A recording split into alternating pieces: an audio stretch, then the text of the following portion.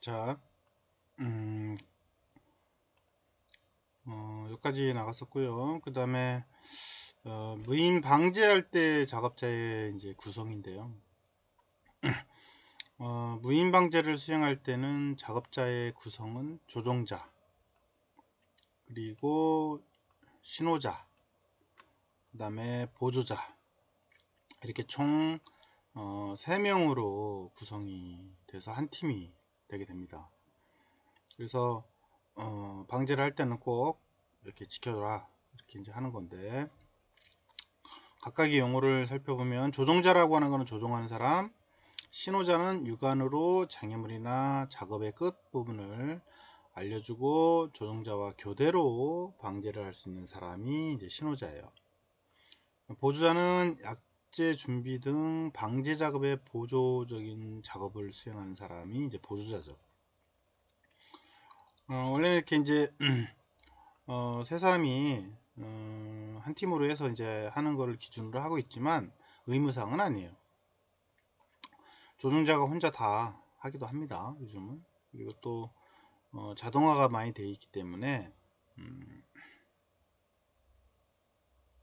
다른 사람들이 없어도 되는 상황인 경우가 이제 어,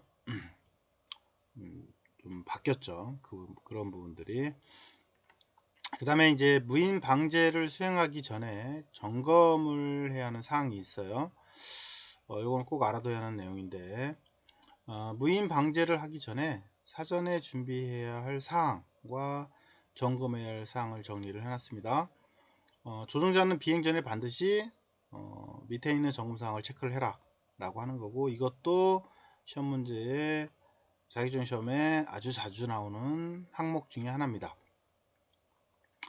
방제할 지역의 지형, 지물을 사전에 확인한다. 그 다음에 기체의 외부 손상 여부를 점검한다.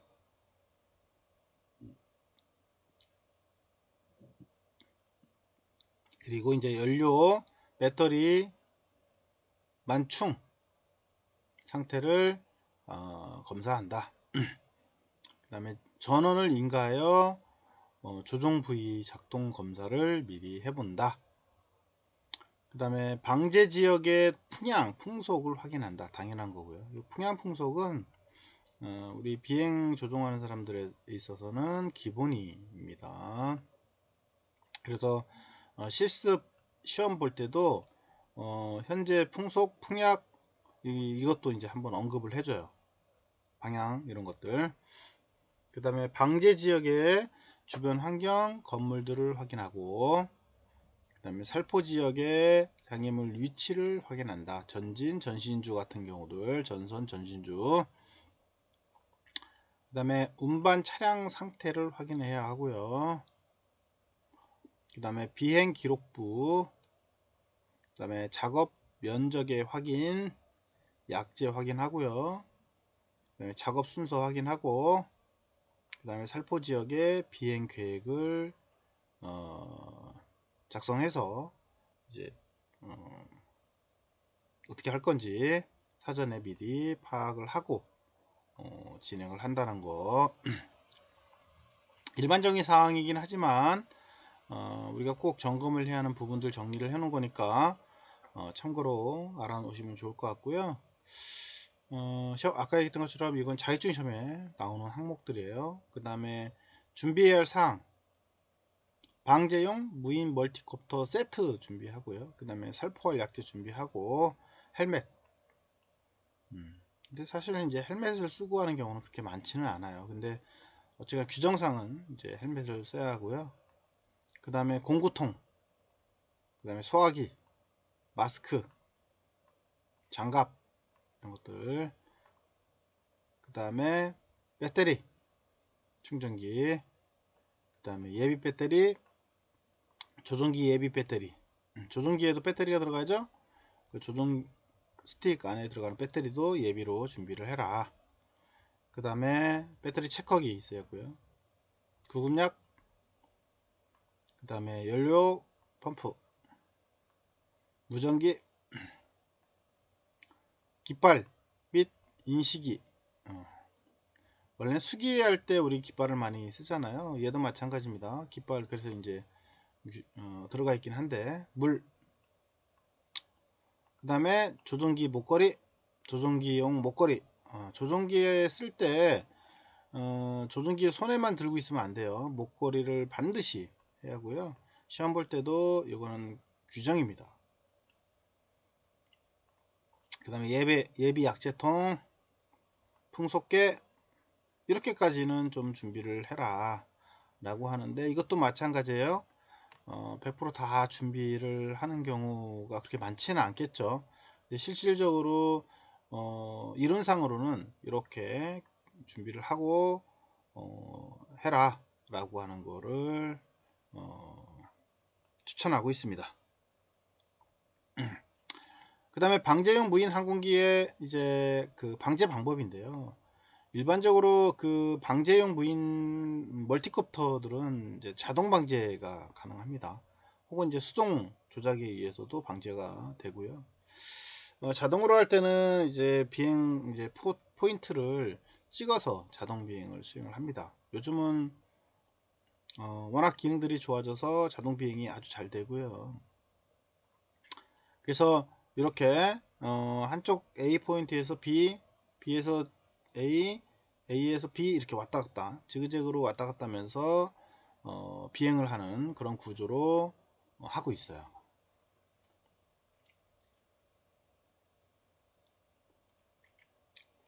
그리고 약간 이제 모양이 틀어진 것들을 또 마찬가지로 이런 식으로 지그재그로 해서 비행을 해서 이제 농약을 준다고 보고요. 조정기로 할 수도 있지만 이렇게 GCS 모드라고 하는 게 있어요. GCS는 이제 컴퓨터와 같은 이런 화면이에요. 화면. 이게 이제 GCS는 PC가 될 수도 있고요. 아니면 스마트폰 어플이 될 수도 있습니다. 거기에서 이제 구글의 지도를 끌어옵니다. 그래서 이런 식으로 이제 내가 왔다 갔다 하는 그 포인트들을 찍어요. 그걸 우리는 이제 웨이 포인트라고 합니다. 웨이 포인트. 웨이 포인트라는 단어를 좀 알아두시고요. 웨이는 우리가 길이잖아요. 우리가 가야 할 길에 대한 포인트를 찍어라 이 소리입니다. 그래서 이 포인트, 이 포인트, 이 포인트, 이 포인트 이렇게 찍는 거예요. 그러면 지그재그 지그재그 해서 움직이게 되죠.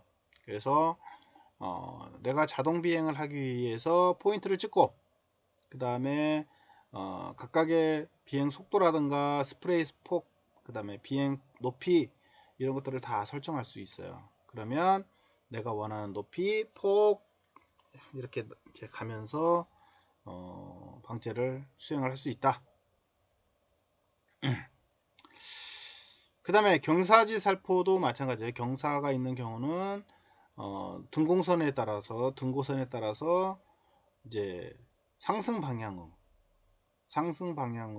살펴하면서 비행을 수행하는 것이 좋다. 그러니까 이렇게 이제 결국은 이런 식으로 산이 있어요. 이렇게 산이 있어요. 그러면 고랭지 같은 경우가 그런 게 대표일 텐데 이 등고선을 따라서 상승하는 구조, 상승하는 방향으로 해서 이제 살포하는 게 좋다 이 소리죠. 근데 요즘은 드론들도 이 고도를 다 지정할 수 있어요. 그래서 얘가 이제 얼마만큼 위치해 있는지 이걸 다 압니다. 올라가면 자기가 알아서 이렇게 고도로 올라가면서 비행 드론이 고도로 올라가면서 혹은 내려오면서 농약 살포를 합니다. 일정한 유지를 유지하면서.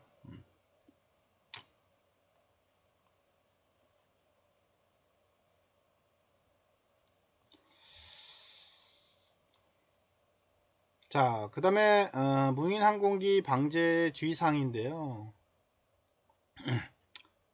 꼭 알아둬야 할 내용입니다. 이것도 시험 문제에 아주 잘 나오더라고요. 빈 용기는 지정된 안전한 장소에 버려야 하고요. 당연하겠죠. 남은 농약은 논이나 밭에 버려서는 안 된다. 가끔 이게 나와요. 남는 농약은 논에다가 버리고 온다. 네, 그러면 안 되죠, 당연히. 그럼 약재통과 살포 장치는 잘 세척해서 보관한다. 당연하게 듣고요. 남은 농약은 책임자가 안전하게 보관 장소에 넣는다. 얼굴, 손 등 비누로 전체 샤워하고 입안을 닦는다. 뭐 이건 당연한 거고요. 농약 살포 시 경제구역 내만 살포하도록 한다.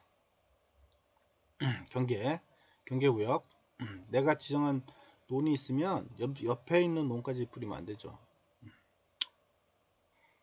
농약의 혼합이 가능한 약재인지 확인한다. 이 약재는 주로 일반 농약하고 좀 차이가 있고요. 항공용 농약이 따로 있어요. 약간 진하죠. 왜냐면 20리터나 10리터에다가 농약을 살포를 해야 하기 때문에 이게 진해요.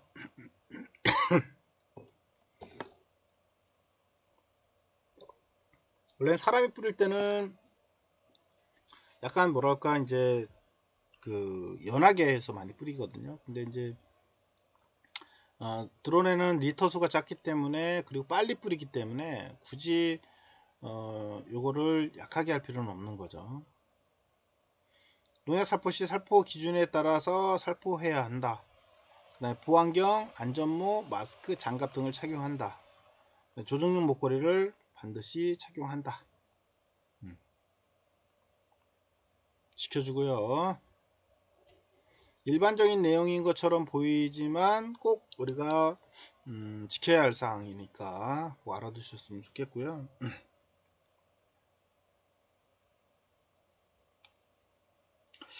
자, 그 다음에 무인 항공기의 안전관리라는 게 있습니다. 요거는 좀 우리가 알아놔야 하는 사항인데요.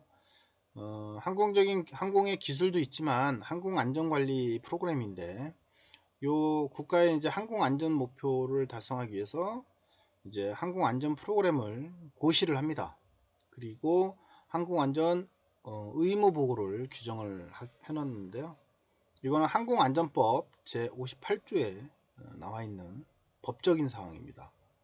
그래서 모든 항공법은 국토부 장관이 고시하게 됩니다. 그러니까 모든 항공, 그 다음에 토지, 그 다음에 교통, 이런 것들은 다 국토부 소관이에요. 그러니까 국토부의 역할이 상당히 크죠. 이 드론도 국토부 장관이 관할하고 있고요. 지정된 법안을 보면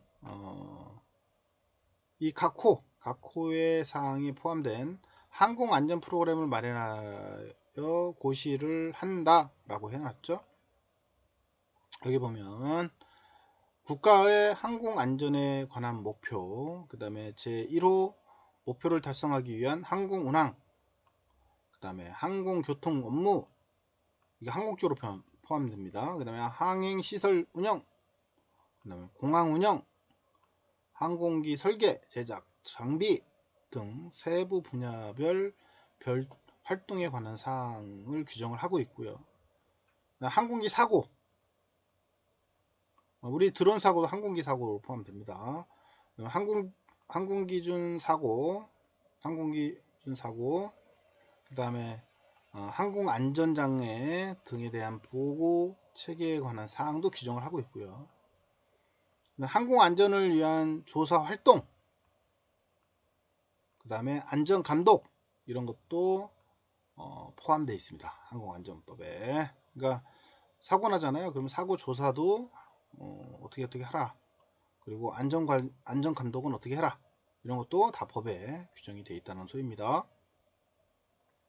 그 다음에 잠재적인 항공안전을 위해 요인의 식별, 개선 조치의 이행에 관한 사항들도 다 포함이 되어 있고요. 정기적인 안전평가, 드론도 마찬가지로 정기적인 안전 진단을 해야만 되고요. 이런 항목까지도 다 포함이 되어 있습니다. 그래서 다음 각호 어느 하나에 해당하는 자는 제작, 교육, 운항 또는 사업 등을 시작하기 전에 제1항에 따른 항공안전 프로그램에 따라서 항공기 사고 등 예방, 비행 안전의 확보, 그 다음에 항공안전관리 시스템을 마련하고 국토부 장관의 승인을 받아. 나왔죠? 국토부 장관의 승인을 받아야 합니다.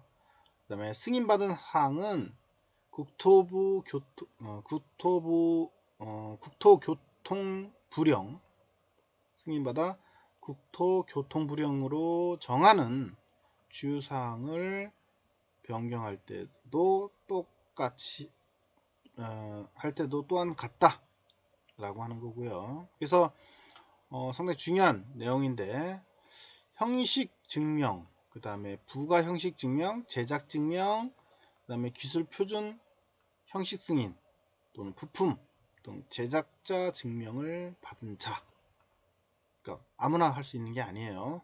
원래는 저거를 다 받아야 됩니다. 제35조 제1호부터 4호까지 항공 따로 있습니다. 35조에. 그 다음에 항공교통 업무 증명을 받은 자, 그 다음에 항공 운송 사업자, 항공기 사용 사업자, 국외 항공 운항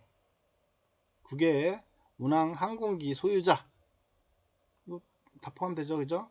그러니까 드론을 가지고 운영하는 것도 마찬가지입니다. 우리 드론도 항공 쪽으로 포함이 돼 있어서 이 항공법을 좀 따르고 있습니다.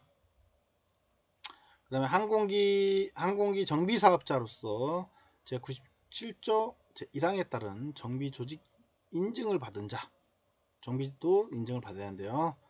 그 다음에 공항시설법에 따라서 공항 운영 증명을 받은 자, 우리 그냥 항공기, 이거 지금 아까 얘기했던 것처럼 항공기에 모두 포함되기 때문에 지금 여기서 언급된 거는 우리 그 공항에 있는 김포공항이든 어디든 이 공항에서 운영하는 것도 다 포함이 됩니다. 이 안에 이제 드론도 포함되어 있는 거죠. 그 다음에 공항시설도 그냥 만들어지는 게 아니라는 거죠. 그래서 국토부 장관은 제83조 제1항부터 해서 3항까지 국토교통부 장관이 하는 업무를 체계적으로 수행하여야 하며, 제1항에 따른 항공안전 프로그램에 따라 그 업무에 관한 항공안전 시스템을 구축 운영해야 한다. 이렇게 나와있죠. 그 다음에 모든 거는 국토교통부령으로 정한다. 국토부 장관이 하는 역할과 역할이 다 정해져 있는 거죠. 그 다음에 항공안전 프로그램 마련의 필요사항 있고요. 그 다음에 구축 운영, 그 다음에 승인 뭐 이런 것들이 필요하다라는 겁니다.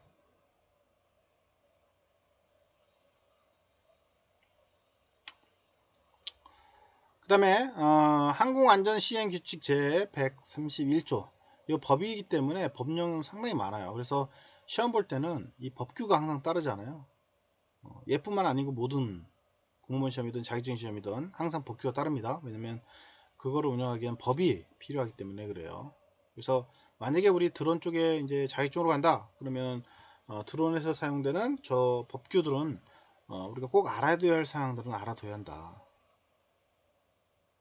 그래서 여기는 이제 국가의 안전정책과 안전목표 다 정리를 해놨습니다. 그 다음에 위험도 관리, 안정성 검사, 안전관리 활성화에 관련된 내용 쭉 나왔으니까 이건 참고로만 보시면 될 것 같고요. 그 다음에 항공안전법이 있어요. 또 이 안전법은 항공을 운영하는데 안전 의무 보고라고 보시면 돼요. 그래서 얘도 마찬가지로 요 안에 정한 영이 있으니까 쭉 보시면 될 것 같고요.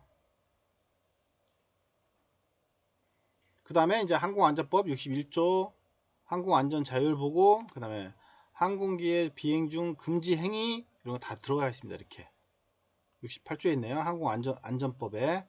그러니까 모든 법을 우리가 다 알 수는 없지만 그 중에 우리가 꼭 알아둬야 할 내용들은 알고 숙지를 해야 한다 이 소리예요. 특히 요거 같은 경우는 뭐 약방에 감춰져 시험 문제.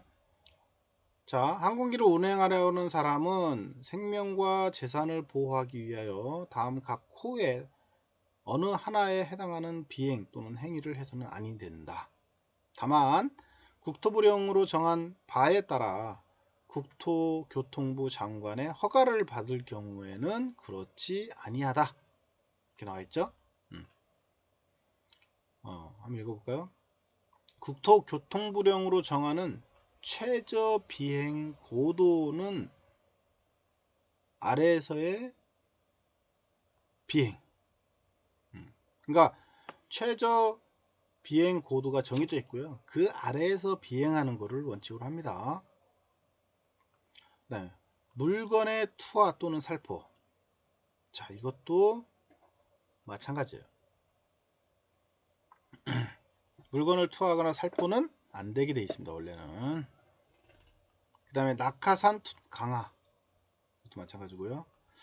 국토교통부령으로 정하는 구역에서 뒤집어서 비행하거나 옆으로 세워서 비행하는 등 고개 비행들은 또 그렇고요. 무인 항공기의 비행, 그러니까 무인 항공 비행인데 그러니까 조종해서 하는 경우하고 그냥 무인으로 자동으로 비행하는 것도 차이가 있습니다. 그 다음에 그 밖에 생명재산에 유해를 끼칠 우려가 있는 비행 또는 행위에서는 교통부령으로 정한 비행 또는 행위로 해야 한다는 거고요. 중요한 내용들이죠, 이것도. 그 다음에 나머지는 이제 안전관리 시스템인데 매뉴얼들이 있고요. 이런 건 쭉 읽어보시면 될 것 같고요. 법이라 법을 뜯어다가 넣은 거니까 쭉 읽어보시면 됩니다. 그러니까 법도, 이 항공법도 다 나오는 건 아니고 시험 문제에 나오는 것들만 또 항이 있어요.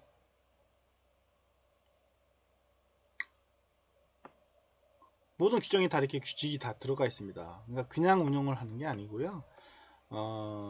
그냥 우리가 일상적인 것만 운영하니까 그렇지 실질적으로는 요 운영하는데 어떻게 해라 라고 하는 규정들이 있고요. 그 다음에 허가를 받아야 하는 부분도 있고 그렇습니다.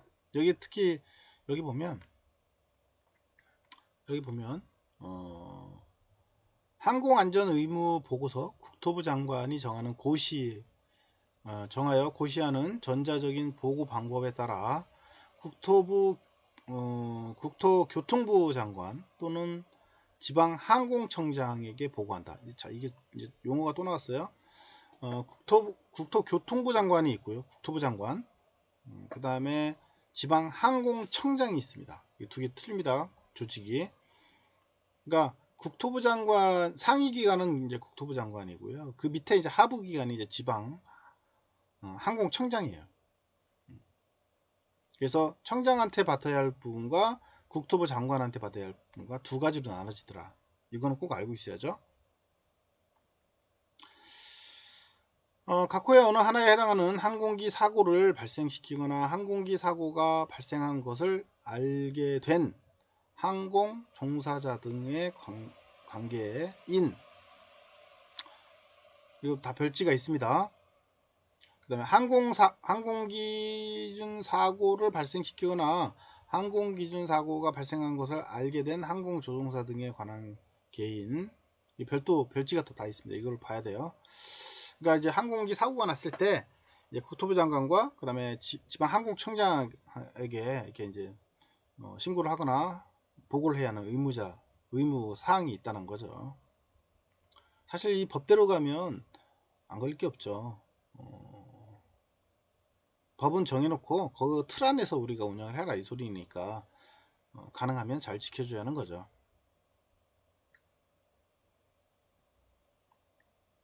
나머지는 뭐 쭉 읽어보시면 될 것 같습니다. 특별하게 꼭 필요하다 이런 내용은 아니니까요. 자율보호 절차 이것도 뭐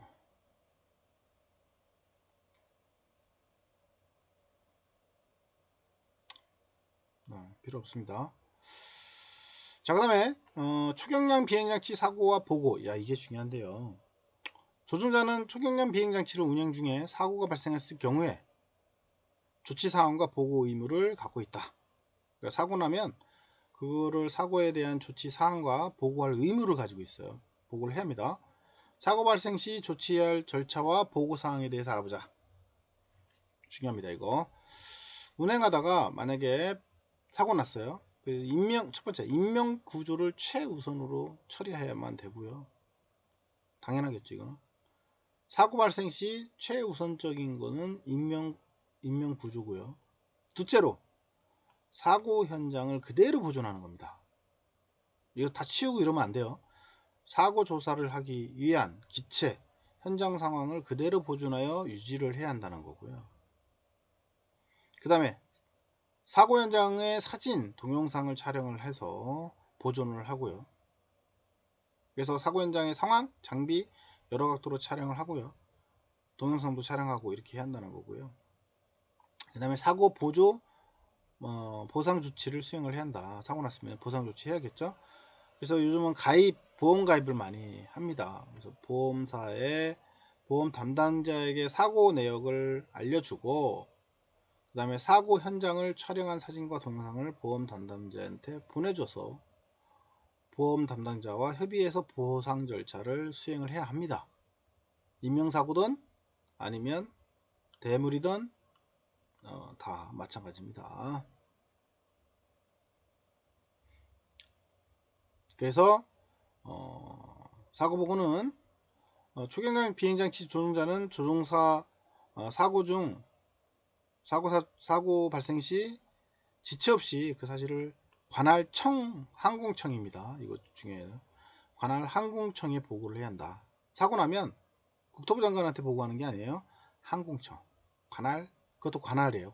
관할 항공청에 보고를 해서 보고를 해야 하고요. 그때 이제 뭐가 필요하냐? 초경량 비행장치 소유자의 성명 명칭이 필요하고요.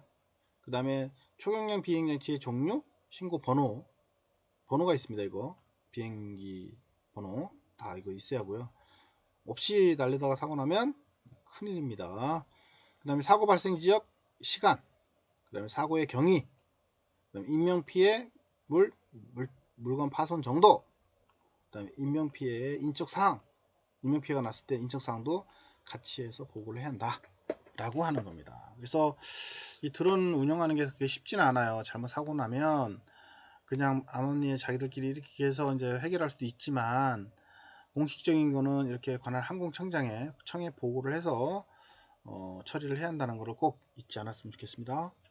자, 오늘 여기까지만 하고요. 다음 주에 보도록 하겠습니다.